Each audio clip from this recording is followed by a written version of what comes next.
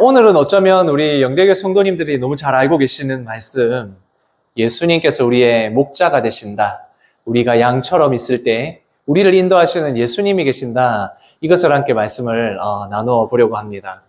예수님께서 맹인된 자, 태어나면서부터 보지 못했던 사람을 보게 하셨을 때 사람들이 그것을 보고 예수님이 안식일을 어겼다. 맹인되었던 그 사람에게도 너는 죄인이다 라고 이야기를 했다면 그 맹인된 자는 보게 되면서 진짜 예수님이 누구이신지를 알게 됐고 깨닫게 되어서 예수 그리스도를 영접하는 일이 일어납니다.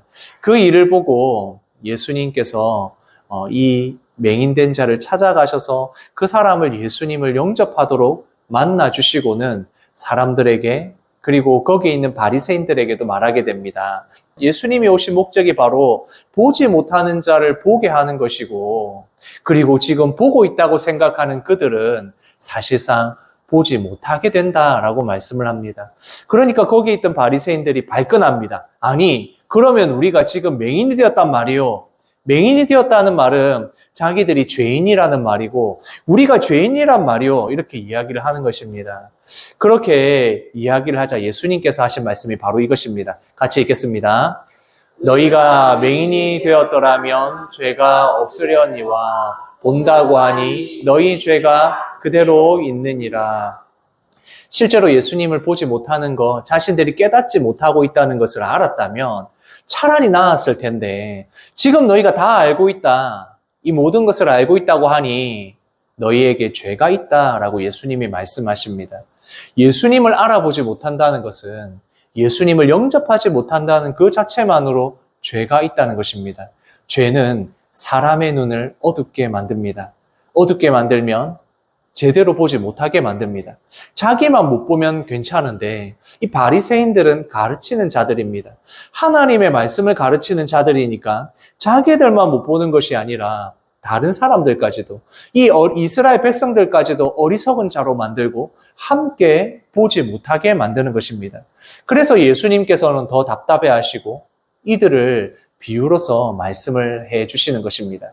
제가 초등학교 문제들 중에서 이 질문들에 대한 오답들이 있어가지고 좀 재밌는 게 있어서 몇 개 가져왔습니다. 이건 실제로 이 초등학생들이 이렇게 답을 적었다라고 하는 것들을 가져온 것입니다. 이 문제는 산에서 밥을 지어 먹으면 안 되는 까닭을 쓰시오라고 했습니다. 뭐라고 적었을까요? 이렇게 적었습니다.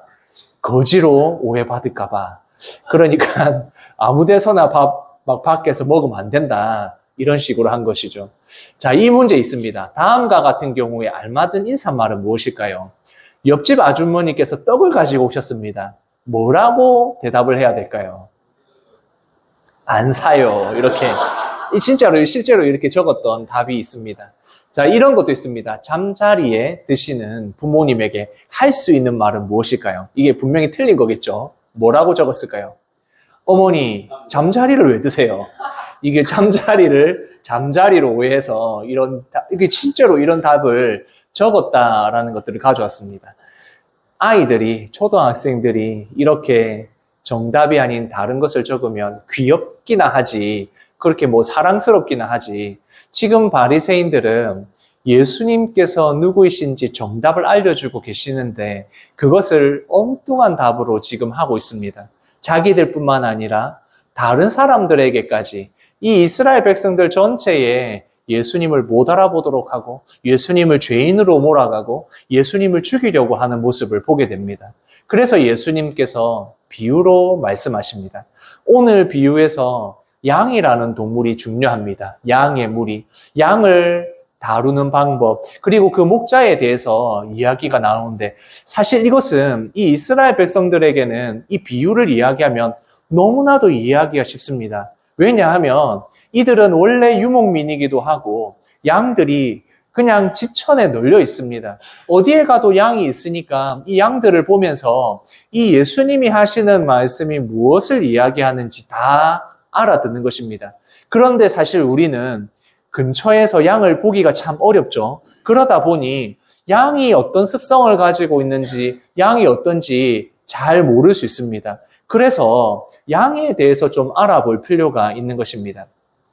이번에 저희가 남해로 휴가를 갔다 왔는데 전혀 의도하지 않았는데 양떼 목장에 가서 양을 보고 왔습니다.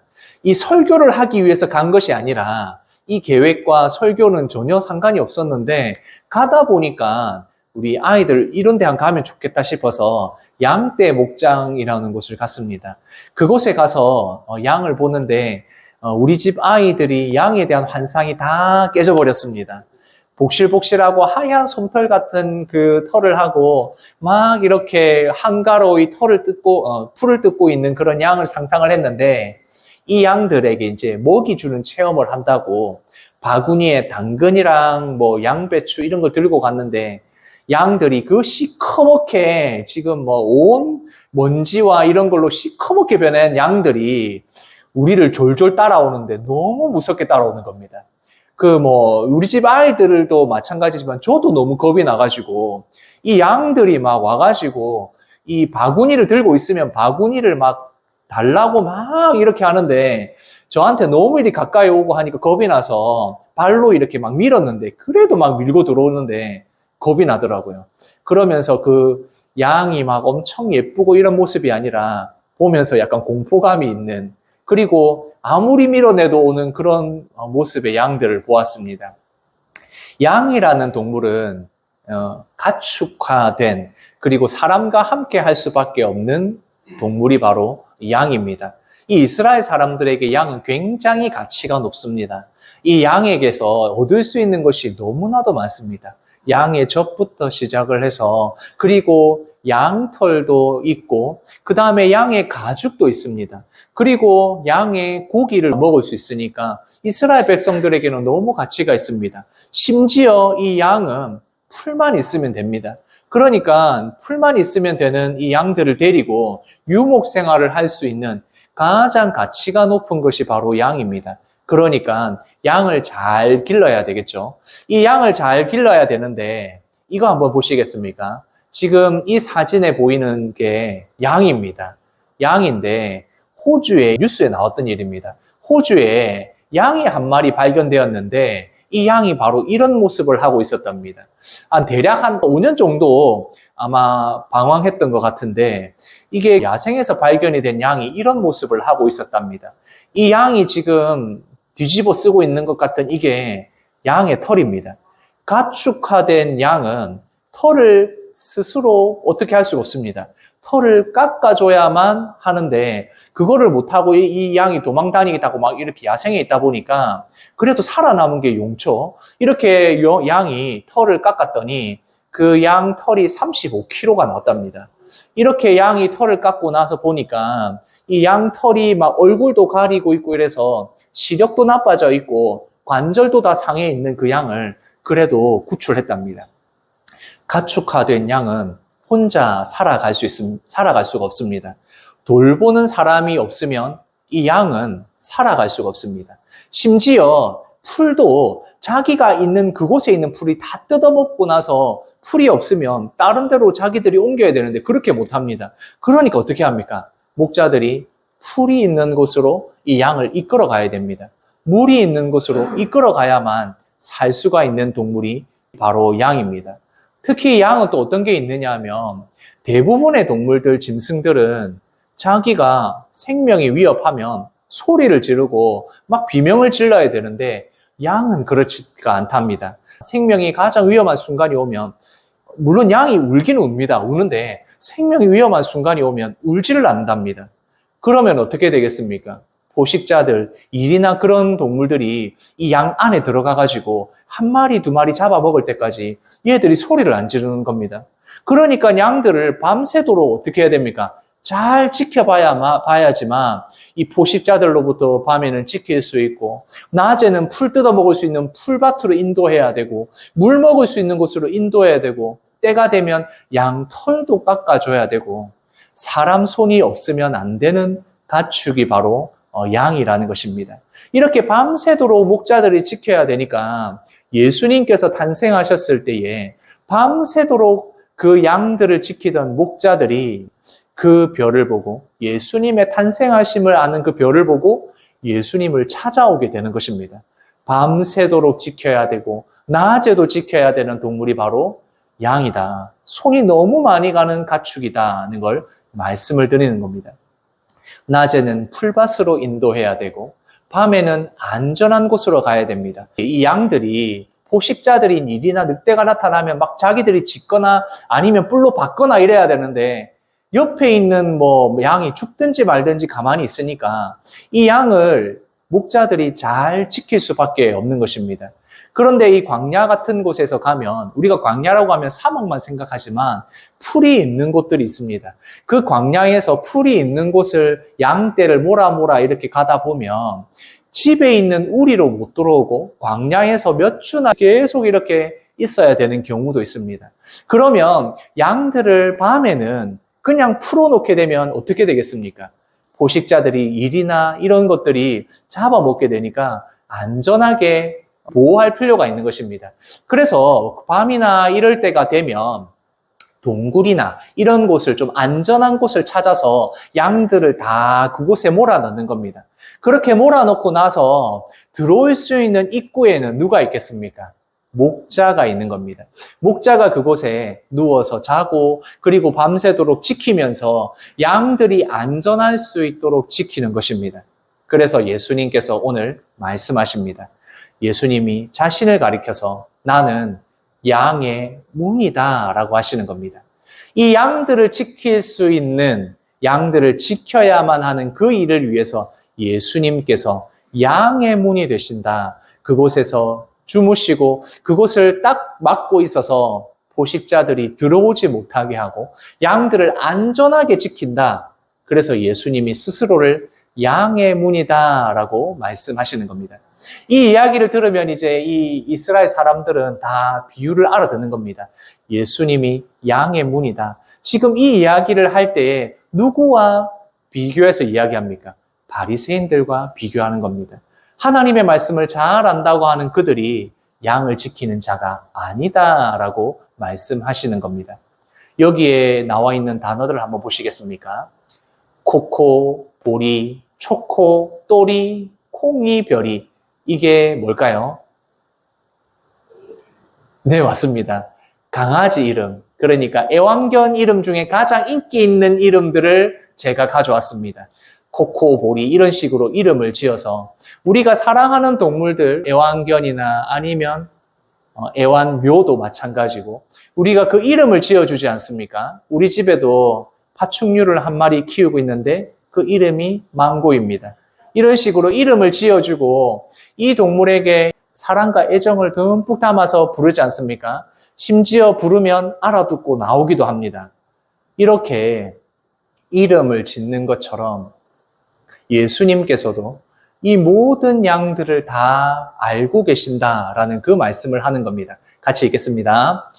그가 자기의 양의 이름을 각각 불러 인도하여 내느니라.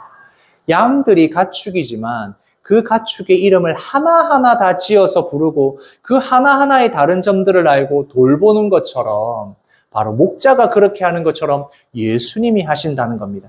코코야, 보라야, 쪼코야 하듯이 재성아 이렇게 부르면서 그 이름을 알듯이 예수님께서 이 모든 양들을 돌보시듯이 이스라엘 백성들을 돌보실 뿐만 아니라 우리들을 돌보고 계신다는 말씀입니다. 그냥 하늘에서 우리를 보면서 그냥 수많은 사람들 가운데 수많은 믿는 자들 가운데 하나하나가 아니라 우리의 이름을 다 알고 계시고 그 이름을 하나하나 다 부르시면서 우리를 인도하신다, 보호하여 주신다, 지켜주신다라고 말씀하는 것입니다. 애완동물이 있으면 얼마나 좋습니까? 그죠? 이름도 짓고 그리고 애정을 많이 쏟으면서 그 동물에게 사랑을 해주면 희한하게도 알아보는 것 같습니다. 저희 그 개를 키우면서 보니까 눈치를 보니까 내가 하는 생각들을 내가 하는 눈짓을 알아보는 것 같고 그리고 눈치도 보는 것 같아서 거기에 대한 애정이 가더라고요. 귀여운 그 동물들을 사랑하고 그 이름을 지어 부르면서 얼마나 그런 감정들을 공감해 갈 수 있겠습니까? 그렇 마찬가지로 강아지 이름을 부르면 나를 알아보고 따라오는 것처럼 양들도 그의 음성을 안다라고 말씀합니다. 예수님이 말씀하시는 그 음성을 주인이라는 것을 알아보고 이 양의 문이 되시고 목자가 되신 예수님을 알아보고 양들이 따라오게 된다. 그 음성을 듣고 따라온다는 것입니다. 예수님께서 말씀하셨을 때 예수님이 말씀하시는 것을 듣고 아멘으로 받아서 예수님을 나의 구주로 믿고 영접하는 것, 주인을 알아본다는 것입니다. 만약 그 주인을 알아보지 못하고 있다면 그 사람들은 예수님을 주인으로 모르는 것이고 그러면 양의 문이신 예수 그리스도 앞에 나아갈 수 없는 자, 자격이 없는 자다라고 말씀합니다. 예수님께서 말씀하십니다. 내가 진실로 진실로 너희에게 이르노니 이 진실로 진실로가 아멘이라고 말씀을 드렸습니다. 내가 아멘 아멘 너희에게 진짜 말하고 싶다. 예수님께서 이제 진짜 하고 싶은 말씀을 하십니다. 같이 읽겠습니다. 누구든지 나로 말미암아 들어가면 구원을 받고 양의 문이 되신 예수님께로 들어가면 예수님으로 말미암아 따라가게 되면 예수님의 음성을 알아듣고 따라오게 되면 구원을 받고 죄에서 용서함을 받고 영원한 생명의 길로 가게 된다. 이것을 다시 한번 이야기하십니다. 목자를 따라가는 양만이 살아남을 수 있습니다. 목자를 무시하고 다른 곳으로 가면 아까 그 엄청나게 털이 많은 그 양처럼 될지도 모릅니다. 양은 목자를 따라가야만 살아남을 수 있는 가축입니다. 그래서 누구든지 나로 말미암아 오면 구원을 받게 된다라고 말씀합니다. 또한 예수님께서 자신을 누구라고 하시느냐? 같이 읽겠습니다. 나는 선한 목자라. 그냥 목자가 아니라 양들을 제대로 돌보는 선한 목자다라고 말씀합니다. 여기에서 이 선하다라는 기준을 예수님께서 그 뒤에 말씀합니다. 선한 목자의 기준이 무엇이냐? 바로 양을 위해서 목숨을 버릴 수 있다라고 말씀합니다. 아니, 가축인 양을 위해서 어느 목자가 생명을 내놓겠습니까? 잘 살기 위해서 양을 키우는 건데 그 양을 위해서 내 목숨을 버린다? 이것은 있을 수가 없는 일입니다. 그런데 예수님은 여기에서 비유로서 예수님이 바로 이런 분이다. 선한 목자의 기준이 무엇인가를 말씀합니다.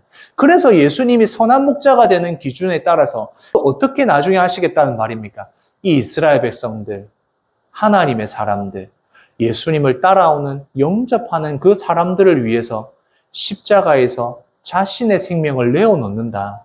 그 십자가에서 생명을 내어놓는 희생 제물이 되신다는 그 이야기를 하는 것입니다. 선한 목자가 되시는 기준은 바로 여기에 있는 것입니다. 우리를 위해서, 나를 위해서 예수님이 십자가에 지시는 것, 우리를 위해서 생명을 내어놓는 그 선한 목자다라고 말씀합니다. 예수님께서 이렇게 말씀합니다. 같이 읽겠습니다. 나는 내 양을 알고 양도 나를 안다. 예수님께서 보시면 이 양이 누구 양인지 압니다. 다 내 양이다 라는 걸 알고 계십니다. 양들도 이 목자의 음성을 들으면 보기만 하면 알고 있어서 다 알아본다는 것입니다. 저희가 키우는 상추도 제가 가면 발걸음 소리만 들어도 뛰어나와서 꼬리를 흔들고 막 좋다고 합니다. 물론 날씨가 너무 추울 때는 귀찮아서 안 나올 때도 있지만 어쨌든 주인을 알아본다는 것입니다. 예수님을 알아보고 예수님을 알아보는 사람들도 이 동시에 일이 일어나는 것입니다. 내가 예수님을 알아보게 되고 예수님이 나를 알아보고 그것이 동시에 일어나면서 바로 이 믿음의 일들이 일어나는 것입니다. 목자 되신 예수님을 알아보는 것, 이것이 바로 하나님이 우리에게 주시는 은혜인 것입니다. 그래서 이 목자 되신 예수님이 이 양들을 부를 때에 아직 우리에 들어가지 않은 양들을 음성으로 인도하시고 이미 우리 안에 있는 양들이 하나가 되는 그것을 이야기하십니다. 즉 다시 말해서 이스라엘 백성들뿐만 아니라 앞으로 예수님의 음성을 듣고 반응하게 되는 진짜 예수님의 양들이 오게 될 것이고 그것이 한 무리가 되게 된다라고 예수님이 말씀하시는 겁니다. 우리를 인도하시는 것은 바로 그 예수님의 음성이고 그 음성을 알아듣고 가는 자들에게는 바로 구원의 길이 열려 있다는 걸 우리에게 말씀합니다. 그것과 함께 말씀하시는 것은 그러면 그 외에 싹군들은 어떻게 되느냐? 완전히 다른 겁니다. 선한 목자는 자신의 생명을 내어놓지만 싹군들은 이리가 나타나면 지금 양들을 잡아먹으려고 오면 다 달아난다. 왜? 자신들의 이익을 위해서 왔으니까. 자신들의 생명을 희생하거나 그런 것들은 전혀 없다라고 이야기를 하시는 겁니다. 이 싹군은 누구를 가리키는 것이겠습니까? 바리새인들. 지금 주님 앞에서 우리가 하나님 말씀 잘 안다라고 하면서 예수님을 죄인으로 몰아가고 그리고 이 맹인된 자가 보게 되는 이 놀라운 기적 앞에서 그 맹인도 출교해버리는 그들을 향해서 이들이 바로 싹군이다라고 말씀하십니다. 유일하신 예수 그리스도 선한 목자로만 구원받을 수 있지 지금 다른 길은 아무것도 없다. 그들은 싹군일 뿐이다 라고 말씀하는 겁니다. 선한 목자의 기준은 양을 위하여 목숨을 버릴 수 있는 것입니다. 어떠한 목자도 이러한 일을 한 적이 없습니다. 오직 예수 그리스도만이 우리를 위하여 십자가에서 피 흘려주시고 죽으셨습니다. 양을 위하여 생명을 버리는 그 선한 목자로 말미암아 우리는 이분이 우리의 주인 되심을 알게 되는 것입니다. 나의 주, 나의 구주, 예수 그리스도, 나의 선한 목자가 되십니다. 이 고백을 우리가 하게 되는 것입니다. 시편 23편에 다윗이 고백했던 그 말씀처럼 우리도 동일하게 이 선한 목자 되신 예수 그리스도를 따라가는 것입니다. 같이 읽겠습니다. 여호와는 나의 목자시니 내게 부족함이 없으리로다. 그가 나를 푸른 풀밭에 누이시며 쉴만한 물가로 인도하시는도다. 예수님께서 우리를 푸른 풀밭으로 인도하십니다. 나 혼자서 난 아무것도 할 수 없는 자. 나는 구원받을 수 없고 나 혼자의 힘으로는 나의 선한 일로는 구원받을 수 없는 자들인데 나를 예수 그리스도께서 이끌어 가십니다. 그의 음성을 듣고 예수 그리스도의 음성을 듣고 나아가는 자들을 푸른 풀밭으로 인도하십니다. 나에게 부족함이 없도록 채워주십니다. 쉴만한 물가로 우리를 인도하십니다. 그 주님이 바로 나의 선한 목자가 되시는 것입니다. 이제 구원의 문이 열렸습니다. 예수 그리스도를 나의 주로 영접하는 자, 예수 그리스도를 믿고 그 음성을 듣는 자는 예수 그리스도를 통하여 그 구원의 문을 통하여 구원의 길로 가게 되는 것입니다. 예수님께서 이 말씀을 하셨을 때 반응하여 알아듣는 자들, 이 비유를 알아듣고 나의 주인이신 목자의 음성을 알아듣는 자들에게는 구원의 문이 열리는 것이고 그렇지 않고 예수님을 바라보지 못하는 자들에게는 이것이 구원의 문이 되지 못하는 것입니다. 우리 영대교회 모든 성도님들 구원의 문이 열렸습니다. 예수 그리스도를 나의 선한 목자로 인정하고 믿고 받아들일 때 영원한 생명이 시작되었습니다. 오늘 주일의 이 예배로부터 시작된 하나님의 은혜가 선한 목자 되신 예수 그리스도의 은혜가 이 한 주간 삶 가운데 우리 영대교회 성도들의 삶 가운데 풍성하기를 소원합니다. 아멘.